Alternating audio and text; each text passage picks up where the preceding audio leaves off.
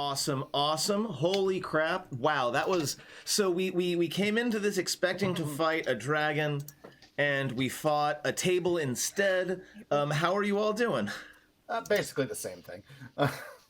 Charlotte's doing fine. Honestly, we knew that today was going to have to be a little more like getting used to the pattern of things, getting used to it, because it's been a while. It's been this is like the longest singular break we've had. And a lot of shit has happened, and that's kind of the first thing that I want to mention before we say anything else, is in between the last session and this one, I got COVID, and I ended up working after COVID for 2 weeks, like without a break. I teach, and normally as a teacher I get one period of break, but because of other shenanigans happening in my school, I didn't have that break. So after the week of COVID, I had 2.5 weeks of working just nonstop. And it's been, yeah. And then of course, Jen has been doing Fighting just fine, obviously. Parotid gland infection that came back while I was on vacation. Yeah, just a whole big mess of not good things happening. So I'm kind of glad that this was a bit more of a low-key game. I turned a year older last Sunday. That was fun. Happy birthday! Yes, I have an applause thing around here somewhere. There we go. So yeah, that's... Nassif, why are you here now, Nassif? I was going to raid you at the end of this stream. That was the person you were going to Beat you to it.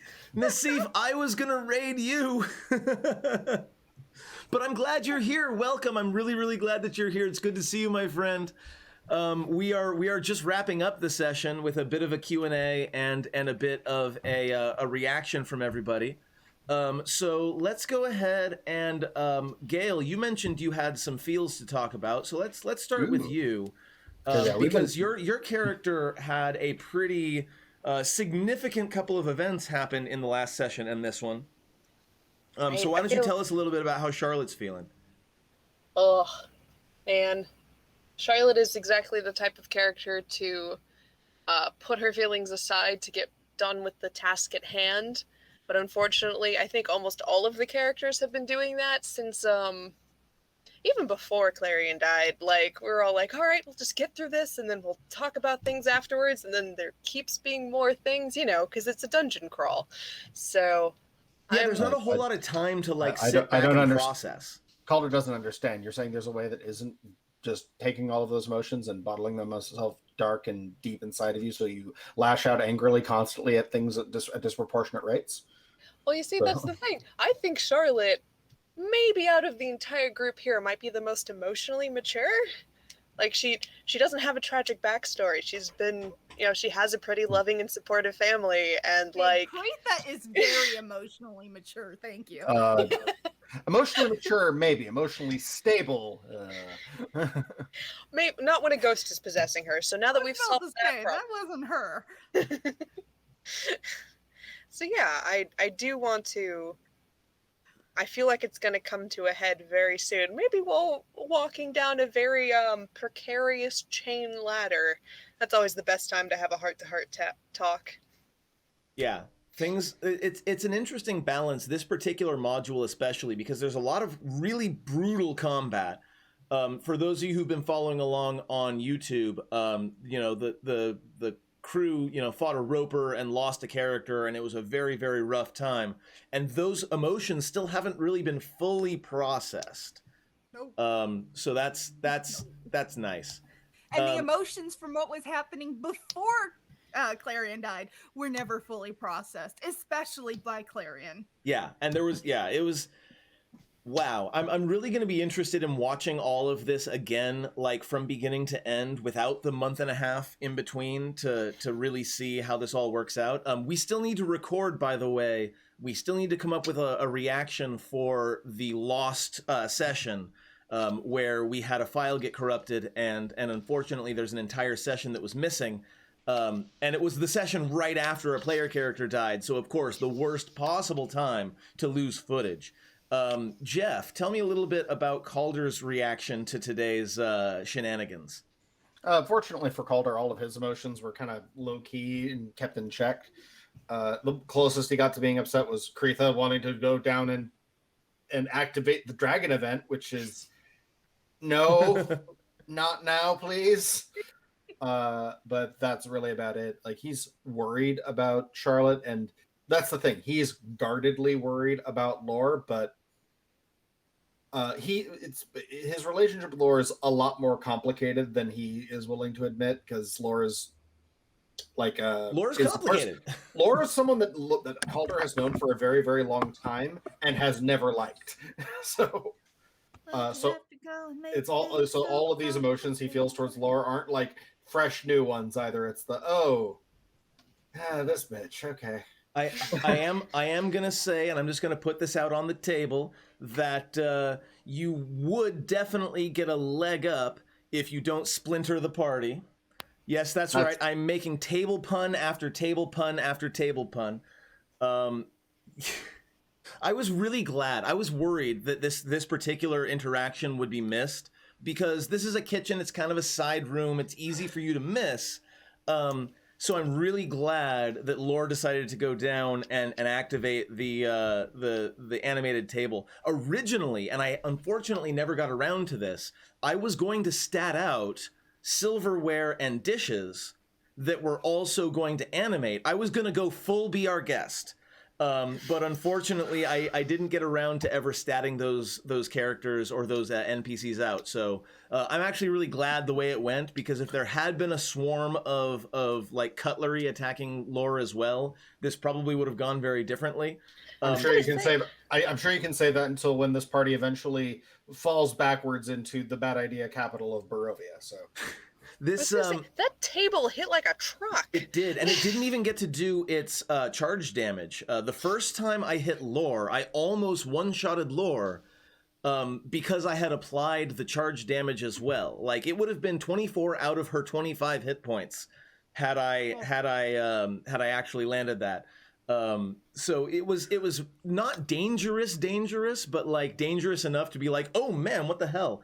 And this is the third animated objects encounter you all have had after the rug and after the animated armor. I'm a little tired of animated materials. That's entirely an in-character statement. Out of character, it's delightful, and I'm laughing. I'm thinking this is hysterical. Calder, however, is just going like, Barnabas, if I ever. I swear to God, like on your goddamn wedding day, I'm just going to animate the table and have it attack your guests as revenge.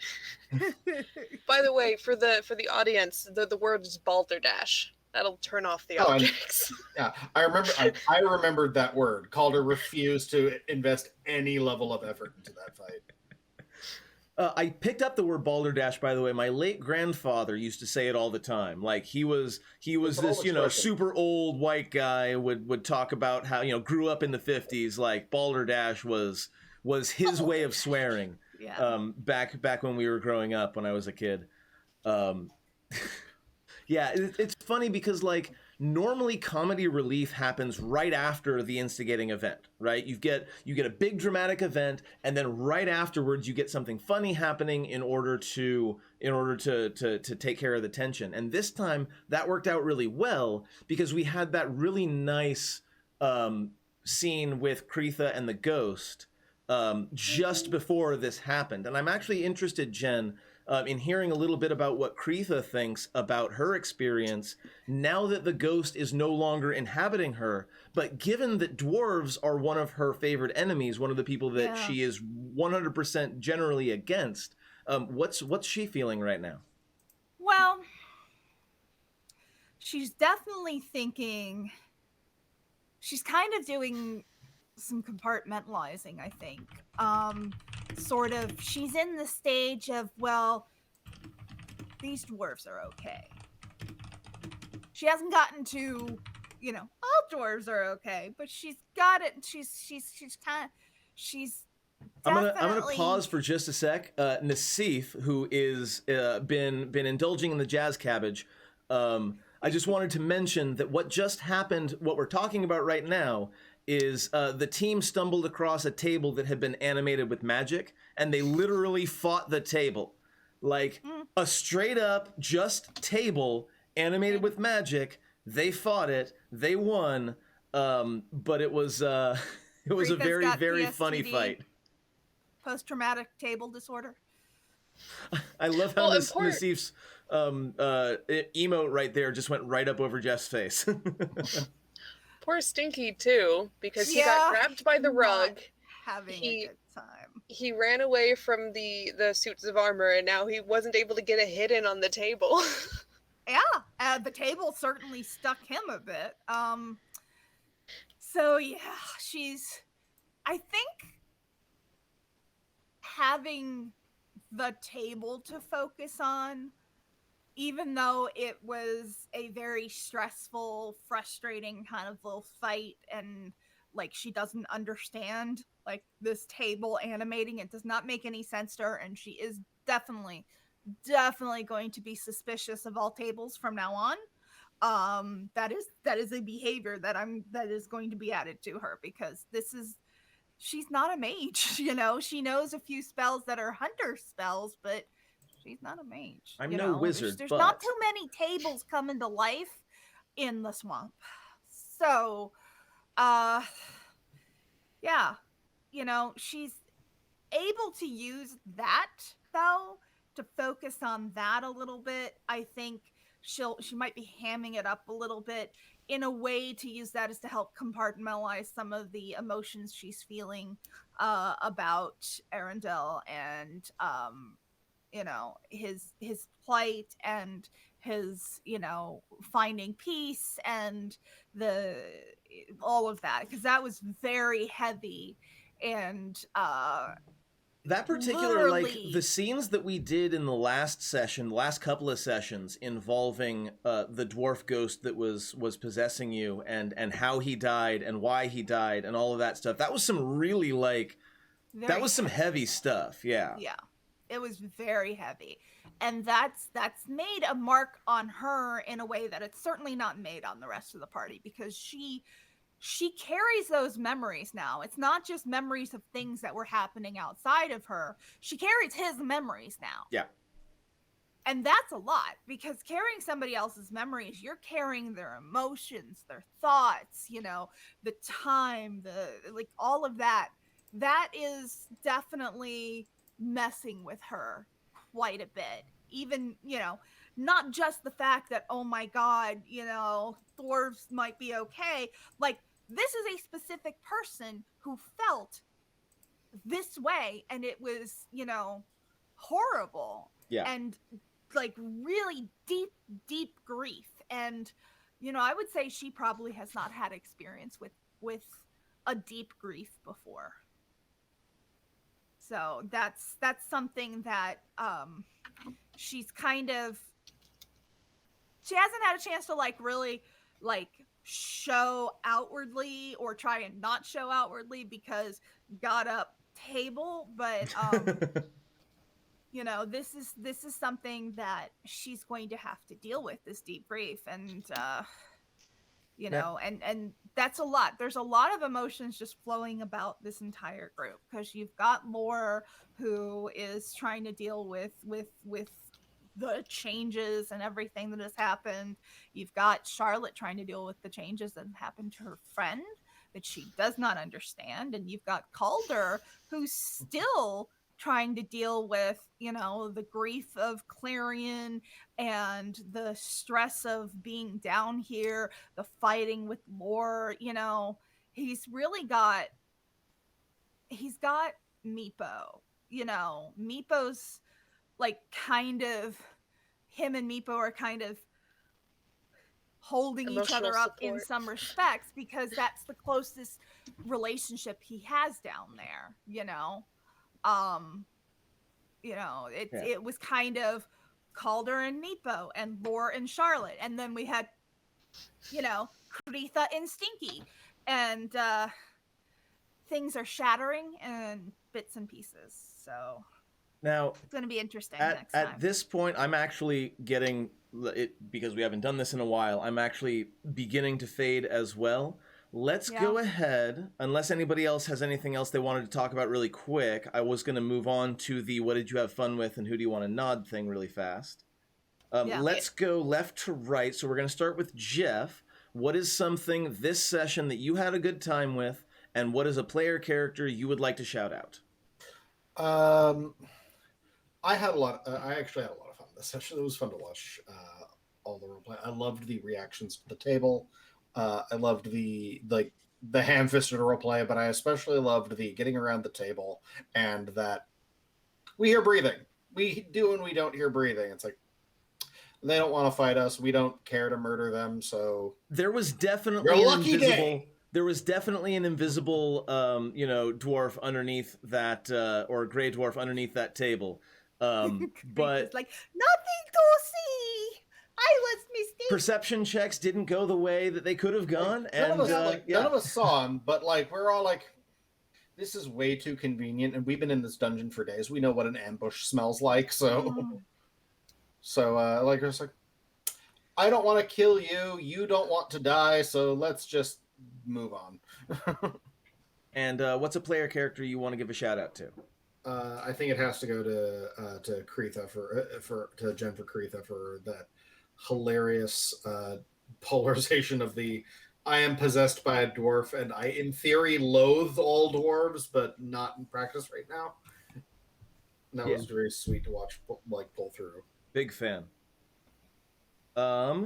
Let's go up next with Gail. What's something you had fun with? What's somebody you want to shout out?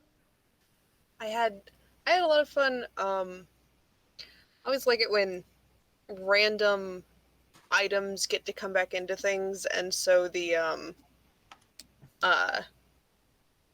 getting to do the tie-in of the hearing Calder offhandedly mention knowing about Durgadin's last moments to confirming that Durgadin's ghost may or may not be present to Charlotte being, maybe I should put this thing back I took off of his corpse, but also it kind of getting to be poetic because Arundel was one of his titles that Charlotte knew from her history check was that he was the left hand of Durgadin, and so putting him back and also putting back the left gauntlet that she took from Durgadin's body I liked it. It was a nice confluence of Charlotte learning not to grave rob and being a little poetic with things at the same time.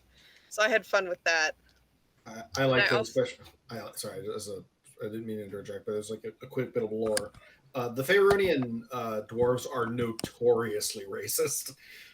They are everyone, including their gods and all of their kings, are deeply prejudiced, and some for very good reasons, like see your history of orcs, but a lot of them for just no good reasons. They constantly mock elves. They look at humans as particularly stupid and upstartish, and their opinions of tieflings is universally bad because they're like, oh, you're literally the spawn of demons and devils, die. So the idea that a goblin, a human, and a tiefling not only put one of their oldest and greatest kings to rest, but also put a very solemn soul to rest. That must be a big sore spot for a very spiritual people. Gail, what's somebody you wanna give a nod to for their performance today? Well, so I really liked just lost my train of thought. Come on, brain. Choo-choo. I had it before I had to say it. I was going to say, I really like how,